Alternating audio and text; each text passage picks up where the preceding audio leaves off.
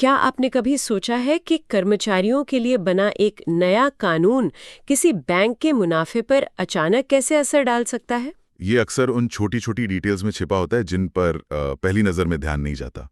आज जो फाइलिंग्स आई हैं उनमें एक ऐसी ही दिलचस्प बात सामने आई है। तो चलिए इसी को समझते हैं। आज हम सिर्फ एक कॉन्सेप्ट पर फोकस करेंगे जो हाल ही में आई कुछ बैंकिंग कंपनियों की फाइनेंशियल फाइलिंग्स में दिखा है, न्यू लेबर कोड्स का असर। बिल्कुल, सरकार ने हाल ही में कई पुराने लेबर कानूनों को मिलाकर 4 नए कोड बनाए हैं। ये कोड 21 नवंबर 2025 से लागू हो गए। अच्छा। इनमें कई बदलाव हैं, लेकिन एक बहुत महत्वपूर्ण बदलाव वेजेस यानी वेतन की परिभाषा में है। इसे एक आसान उदाहरण से समझते हैं। मान लीजिए किसी की सैलरी स्लिप है। उसमें एक बेसिक सैलरी होती है और बाकी एचआरए, कन्वेंस अलाउंस जैसे कई दूसरे हिस्से होते हैं। हाँ।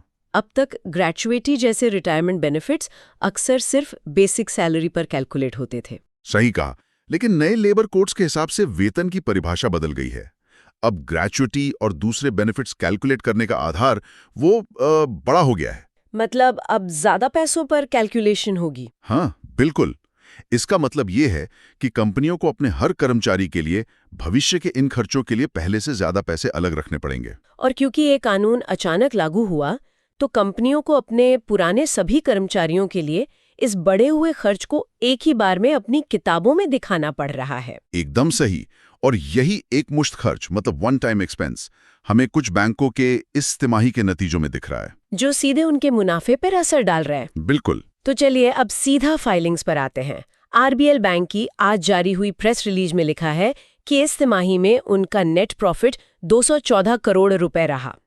लेकिन इसी लाइन में आगे लिखा है कि इस मुनाफे पर 32 करोड़ रुपए का एक वन ऑफ एक्सपेंस का असर है। और ये 32 करोड़ों का खर्च इन्हीं न्यू लेबर कोड्स की वजह से आया है। अच्छा। उनके डिटेल्ड फाइनेंशियल रिजल्ट्स के नोट नंबर 5 में ये और साफ तौर पर बताया गया है। उसमें क्या लिखा है? उसमें लिखा है कि इन नए कोड्स के लागू होने के कारण बैंक को अपने कर्मचारी लाभ दायित्वों मतलब एम्प्लॉय बेनिफिट ऑब्लिगेशंस का फिर से आकलन करना पड़ा। ओके। इस वजह से बैंक ने 31 दिसंबर 2025 को समाप्त तिमाही के दौरान लगभग 28.61 करोड़ रुपए की एक अतिरिक्त देनदारी यानी इंक्रीमेंटल लायबिलिटी को मान्यता दी है। मतलब ये एक ऐसा अप्रत्याशित खर्च था जो नए कानून की वजह से आया। हाँ। और सिर्फ आरबीएल बैंक ही नहीं, एक और बैंक की फाइलिंग में भी इसका जिक्र है। हाँ, येस बैंक की फाइलिंग में भी यही पैटर्न दिखा है। उनके फाइनेंशियल रिजल्ट्स के साथ दिए गए नोट्स में नोट नंबर 12 इसी के बारे में है। येस बैंक ने इस पर क्या जानकारी दी है? येस बैंक ने बताया है कि नए लेबर कोड्स की वजह से वेतन की परिभाषा में बदलाव के कारण ग्रेच्युटी देनदारी बढ़ गई है। उनके आकलन के अनुसार इस तिमाही में उन्हें 155 करोड़ रुपए की अतिरिक्त देनदारी का अनुमान लगाना पड़ा।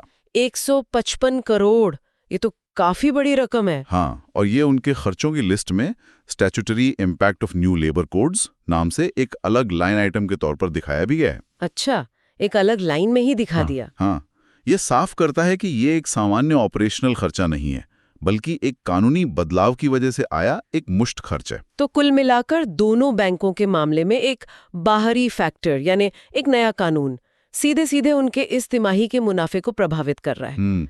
ये एक ऐसी जानकारी है जो सिर्फ हेडलाइन प्रॉफिट नंबर देखने से शायद पता ना चले। ये बिल्कुल सही उदाहरण है कि कैसे किसी कंपनी के फाइनेंशियल स्टेटमेंट्स में दिए गए नोट्स को पढ़ना जरूरी होता है। सही बात है। असली कहानी अक्सर वहीं छिपी होती है। तो ये था एक छोटा सा डिटेल जो अक्सर बड़े नंबर्स के पीछे रह जाता है।